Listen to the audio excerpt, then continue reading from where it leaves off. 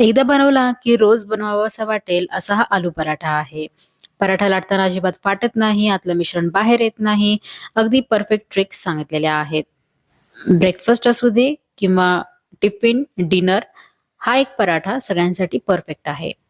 नमस्कार, मी आहे ऋतुजा आणि मराठी रेसिपीज विथ ऋतुजामध्ये तुमचं स्वागत आहे. साहित्य मी डिस्क्रिप्शन बॉक्समध्ये सुद्धा दिलेलं आहे. आलू पराठा बनवण्याची सगळ्यात पहिली महत्वाची स्टेप म्हणजे बटाटे हे आपल्याला जास्त शिजवायचे नाहीयेत. 3 ते 4 शिट्ट्यांमध्ये अगदी आरामात शिजतात. त्यामुळे कुकरमधून आपल्याला 4 शिट्ट्या होईपर्यंत शिजवून घ्यायचे. त्यामुळे आपण जे स्टफिंग तयार करू ते अगदी परफेक्ट बनेल, त्याला अजिबात पाणी सुटणार नाही. बटाटे शिजतायत तोपर्यंत आपण कणिक तयार करून घेऊ. तर त्यासाठी मी इथे एक मोठा वाटका गव्हाचं पीठ घेतले. त्यामध्ये पाव चमचा हळद घातलीये. चवीपुरतं मीठ घालायचं. हे कोरडं साहित्य मिक्स करून घ्यायचं हाताने आणि मग आपल्याला यामध्ये गरजेप्रमाणे पाणी घालून जास्त सैल नाही किंवा जास्त घट्ट नाही असा गोळा मळून घ्यायचा आहे. कणिक भिजवताना तुम्ही तेलाचा उपयोग करू शकता आणि अशी छानशी मऊसूत कणिक तयार करून घेतलेली आहे.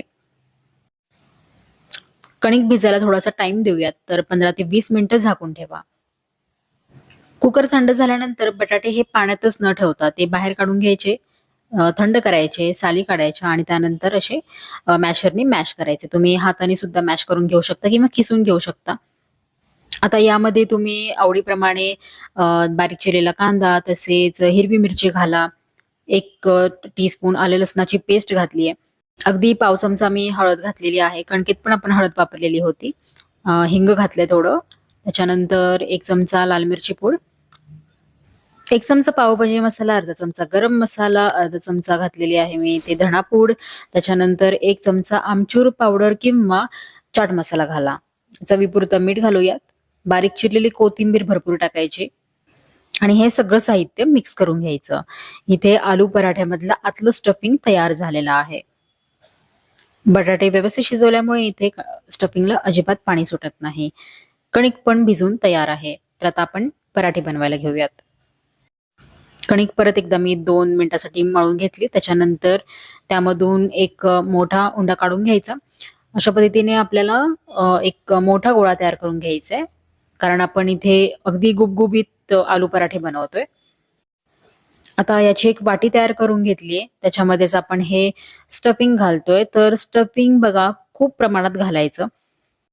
जेवढी आपण कणिक घेतली त्यापेक्षा जास्त गोळा हा स्टफिंगचा घ्यायचा. तुम्ही हवं तर कणकेचे आणि तसेच स्टफिंगचे गोळे तयार करून ठेवू शकता आणि मग पटकन लाटू शकता. सारण भरल्यानंतर मी गोळा बंद करून घेतलेला आहे आणि आता हलक्या हाताने आपल्याला लाटून घ्यायचं आहे. लाटताना गव्हाच्या पिठाचा वापर करा. अगदी हलक्या हाताने लाटायचं आणि सगळीकडून लाटणं व्यवस्थित फिरवायचं. कडा ज्या आहेत त्या आपल्याला अशा चांगल्या लाटून घ्यायच्या आहेत. कुठेही जाडसर वगैरे ठेवायचे नाहीये. तर पातळ पराठे न लाटता इथे मी जाड पराठे केलेले आहेत.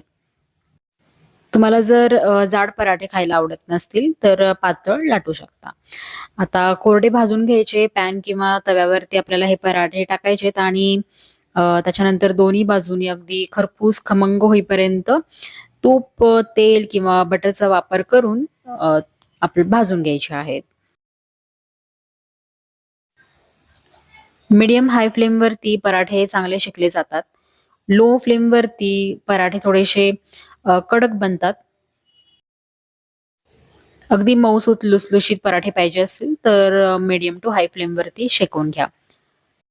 असे दोन्ही बाजूनी मी बटर लावून घेतले आणि अलटी-पलटी करून खरपूस होईपर्यंत भाजून घेतलेले आहेत. कडा पण आपल्याला जोर देऊन भाजून घ्यायच्या आहेत सगळीकडून. त्याच्यानंतर आपण प्लेटमध्ये काढून घेऊ. अशा गरम-गरम पराठ्यांवरती जर बटर लावलं ना, तर त्याची चव आणखीन वाढते. त्यामुळे शक्यतो तुपाचा किंवा बटरचा वापर करावा. सारणाने अगदी गच्च भरलेले पराठे आहेत. आणि तुम्हाला माहितीच आहे, की पराठे हे दह्याबरोबर, लोणच्याबरोबर तसेच केचप बरोबर सर्व्ह केले जातात. अशा पद्धतीने केलेले पराठे अजिबात फाटत नाही, आतलं मिश्रण बाहेर येत नाही, तसेच खूप वेळपर्यंत मऊ राहतात. आलू पराठा बनवण्यासाठी लक्षात ठेवायच्या गोष्टी म्हणजे बटाटे पूर्णपणे थंड झाल्यावरच स्मॅश करायचे, नाहीतर मिश्रण चिकट तयार होतं. आलूचं मिश्रण कोरडं ठेवायचं. जास्त ओलसर असल्यास थोडं भाजलेलं बेसन किंवा ब्रेड क्रम्स घालू शकता. पीठ हे मऊ मळायचं आणि किमान 15 मिनिटं तरी झाकून ठेवायचं, जेणेकरून पराठे हे अगदी मऊसूत तयार होतात. पराठा जर तुम्ही टिफिनसाठी बनवत असाल तर पूर्ण थंड झाल्यानंतरच डब्यात भरून ठेवा. पराठ्याची चव आणखीन तुम्हाला वेगळी हवी असेल तर मिश्रणात तुम्ही किसलेलं चीज, पुदिना किंवा कांदा घालू शकता. लहान मुलांसाठी जर पराठे बनवत असाल तर त्यामध्ये हिरव्या मिरचीचे प्रमाण कमी ठेवा. आलू मिश्रण जर तुम्ही आधीच तयार करून फ्रिजमध्ये ठेवलंत तर सकाळी तुम्हाला झटपट नाश्ता तयार करता येईल. पराठे मऊसूत हवेत तर पराठा शेकवताना जास्त वेळ एकाच बाजूला ठेवू नका, सारखा उलटत राहा. नवशिक्यांसाठी सुद्धा ही रेसिपी अगदी सोपी आणि परफेक्ट आहे.